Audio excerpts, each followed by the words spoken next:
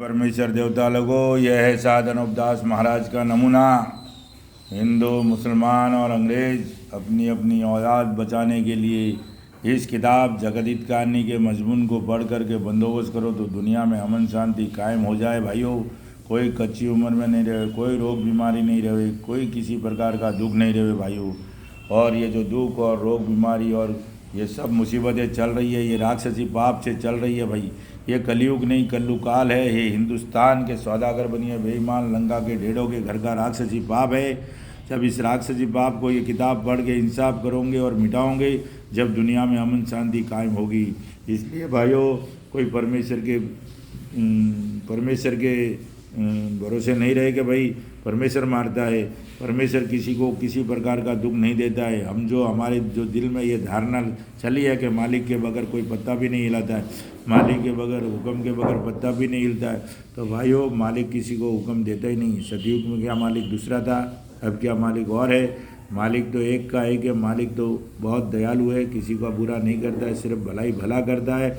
लेकिन जो आज बुरा हो रहा है वो मालिक की रचना को ख़राब कर रहे, बिगाड़ रहे, दुखी कर रहे, उसका जिम्मेदार हिंदुस्तान के सौदागर बनिए बेईमान लंका के ढेड़ है। और ये किताब जगदीत कहानी इसका सबूत है।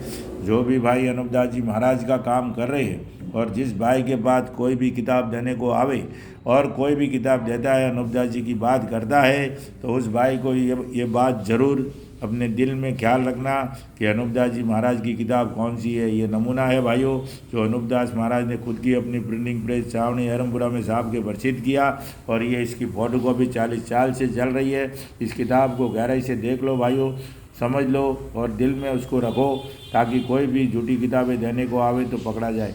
इसलिए भाइयों, ये अनुपदास जी महाराज की 40 साल से चल रही है और ये इसका नमूना है और ये इसकी फ़ोटो कॉपी है भाइयों। तो गहराई से इस बात को देखना। और जिस भाई को किताब चाहिए ज़रूर संपर्क करें 8905653801। हर महीने की 17 तारीख को सावनी अहरमपुरा में निःशुल्क मिलेगी भाइयों। जिसको भी चाहिए वो लेके जाए। और ये है अनुपदास जी महाराज का नमूना और ये इसकी फ़ोटो कॉपी। और इस किताब के अलावा जितनी भी किताबें चलती है वो सब झूठी है भाइयों। वो सब बनियों की बनाई हुई किताबें हैं। अनुपदास जी महाराज की ओरिजिनल किताब जो अपनी खुद की प्रिंटिंग प्रेस साहब ने अहरमपुरा में साहब के प्रसिद्ध किया, उसी आधार से उसी किताब के जरिए पाप छूटेगा। बाकी कोई किताब लेके चलोगे तो अपनी औलाद को डुबाओगे, संसार को डुबा दोगे, उसके जिम्मेदार भी हम रहेंगे, कुदरत के गुनहगार रहेंगे।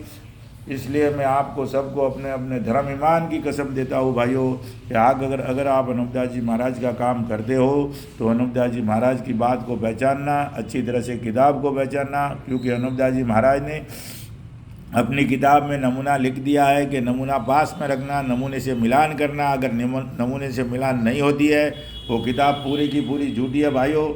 आज दुनिया की कोई किताब में नमूना नहीं लिखा है, सिर्फ और सिर्फ अनुपदास जी महाराज ने अपनी खुद की प्रिंटिंग प्रेस छावनी अहरमपुरा में साहब के प्रसिद्ध किया, उसी किताब में नमूना लिखा है। इसलिए ये नमूना अगर नहीं लिखते तो आज इस बात का भेद नहीं मिलता भाइयों, झूठ का पर्दाफाश नहीं होता। इसलिए इस नमूने के आधार से ये झूठ का पर्दाफाश हुआ है। तो सभी भाइयों का फ़र्ज़ बनता है, सभी भाइयों का दायित्व बनता है कि झूठ को हटा के हम सही मार्ग पर चले और असली नमूने के आधार से काम करें तो पाप छूटने में आसानी होगी। और जिसके पास झूठी किताब देखो उसको समझाओ और झूठी किताबों से परहेज रखो। और हम लोग को भी झूठी किताब नहीं पढ़नी चाहिए, क्योंकि हमारे पास ओरिजिनल अनुपदास जी महाराज की किताब है भाइयों। तो अनुपदास जी महाराज ने खुद की अपनी किताब में लिख दिया है कि जो कोई झूठ पढ़ता है तो उसको समझाओ भाइयों, और तुम भी मत पढ़ो और झूठी किताबों से परहेज रखो और जिससे पास देखो तो उसको समझाओ।